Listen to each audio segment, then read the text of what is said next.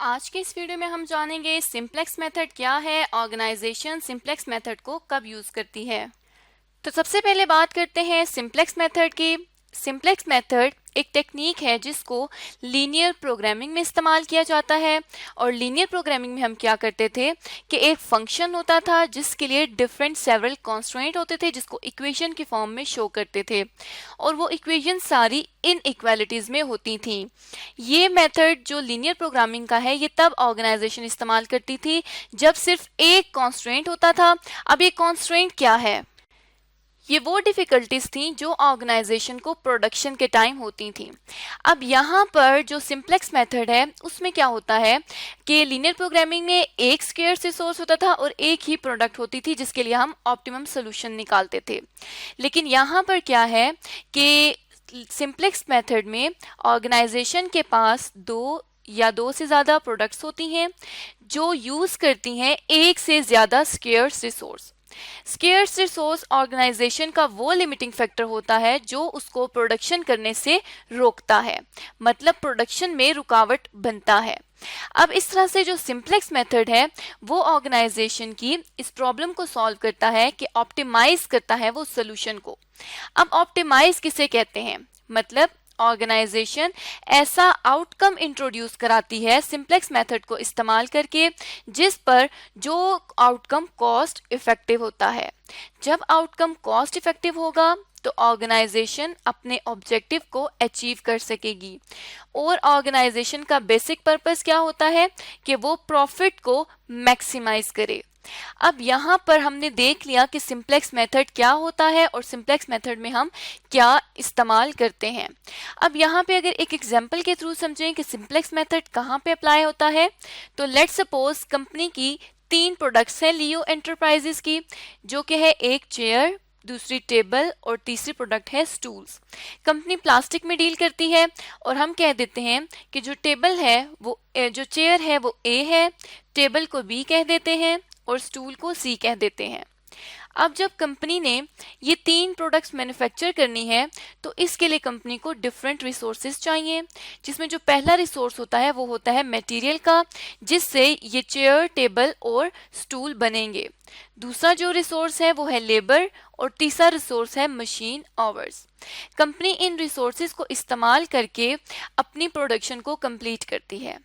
अब हम एज्यूम करते हैं कि ये जो तीनों रिसोर्सेज हैं ये तीनों के तीनों कंपनी के स्कार्स रिसोर्सेज हैं।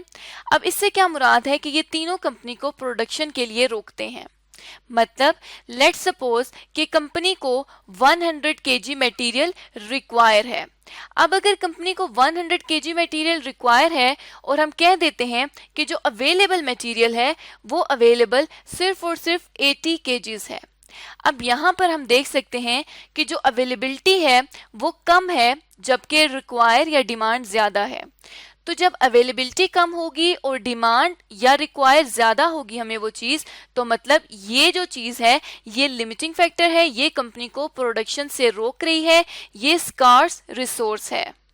इसी तरह से जैसे हमने मटेरियल के लिए देखा उसी तरह से लेट्स सपोज कि लेबर को 800 आवर्स रिक्वायर्ड थे, लेकिन जो आवर्स अवेलेबल हैं हम कह देते हैं कि वो आवर्स सिर्फ और सिर्फ 500 आवर्स अवेलेबल हैं। तो यहाँ पे जो 30 का गैप है 300 आवर्स का सॉरी, ये शो करता है लिमिटिंग फैक्टर और स्केर्स रिसोर्स।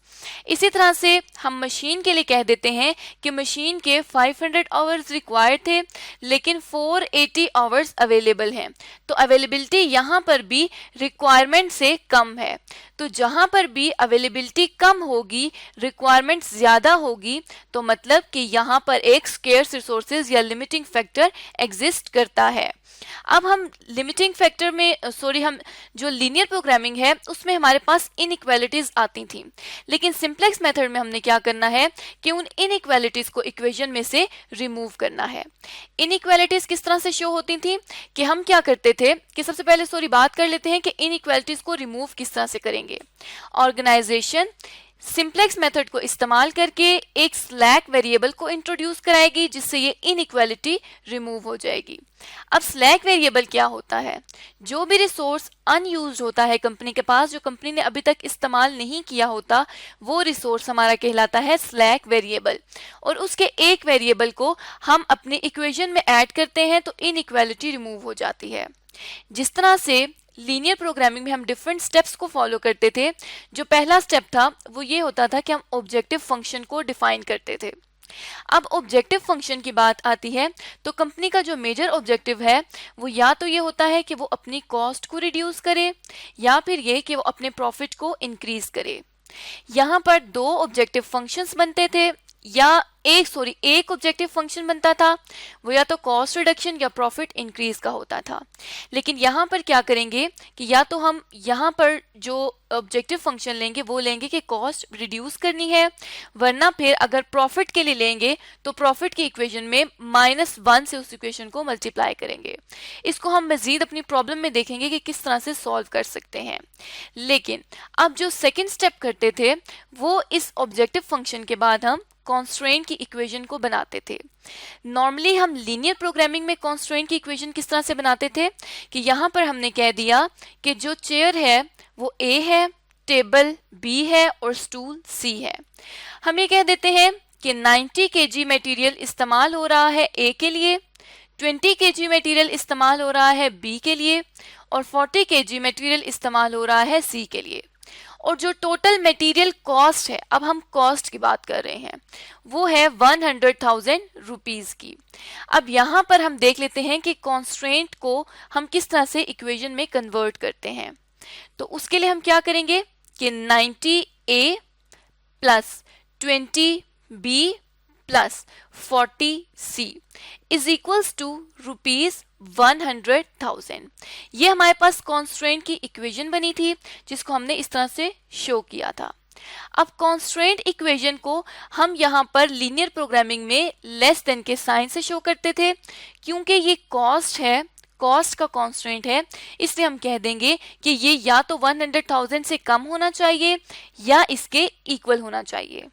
अब ये तो थी बात लीनियर प्रोग्रामिंग की, लेकिन सिंप्लेक्स मेथड में हमने कहा था कि इस इनइक्वालिटी को हम रिमूव करेंगे स्लैक वेरिएबल को इंट्रोड्यूस करके। तो अब ये जो मटेरियल के लिए कॉन्स्ट्रेंट की इक्वेशन है मटेरियल कॉस्ट की, उसको हम कैसे बदल देंगे कि मटेरियल कॉस्ट की इक्वेशन हम इस तरह बनाएंगे कि 90A plus 20B plus 40C और इसमें ऐड कर देंगे स्लैक वेरिएबल, जो कि हम कह देते हैं S1 स्लैक है, इक्वल उसी तरह से हो जाएगा ₹100,000 के। अब यहाँ पे हमने डायरेक्टली इक्वल का साइन लिखा है और इसी के थ्रू हमने इसको सॉल्व भी करना है।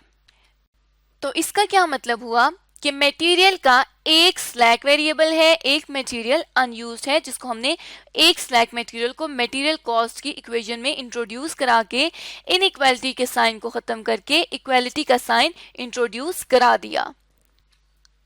अब जैसे मटेरियल कॉस्ट के लिए हमने कॉन्स्ट्रेंट की इक्वेशन बनाई है, इसी तरह लेबर के लिए भी बनाएंगे और मशीन आवर्स के लिए भी हम इस इक्वेशन को क्रिएट कर लेंगे।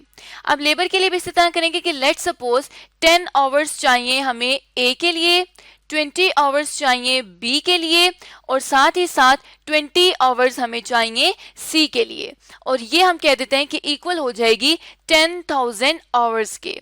अब ये अगर 10,000 आवर्स के इक्वल है तो यहाँ पे हम स्लैक को इंट्रोड्यूस करवा देंगे।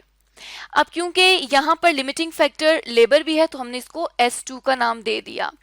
फर्दर इसी तरह से जितने भी कॉन्स्ट्रेंट होंगे उनमें हमने एक नेक्स्ट स्लैक वेरिएबल को इनकॉर्पोरेट करना है और फिर एक टेबल के थ्रू हम इसको कंप्लीट करेंगे। अब इस टेबल को देखेंगे कि इस टेबल को हम किस तरह से बना सकते हैं, वो हम अपने आने वाली वीडियो में एक प्रॉब्लम के थ्रू पूरा सिंप्लेक्स मेथड समझेंगे कि किस तरह से स्लैक वेरिएबल को इंट्रोड्यूस करवा के ऑर्गेनाइजेशन सिंप्लेक्स मेथड को सॉल्व कर सकती है। तो यहाँ पे आज की इस वीडियो में हमने देखा कि कोई भी कंपनी किस तरह से स्लैक वेरिएबल को इंट्रोड्यूस करा सकती है और सिंप्लेक्स मेथड ऑर्गेनाइजेशन कब और क्यों इस्तेमाल करते हैं, जिसके लिए हमने ये कहा कि जब दो या दो से ज्यादा प्रोडक्ट्स इस्तेमाल हो रहे हों और एक या एक से ज्यादा स्केर्स रिसोर्स हो तो फिर हम सिंप्लेक्स मेथड को इस्तेमाल करते हैं।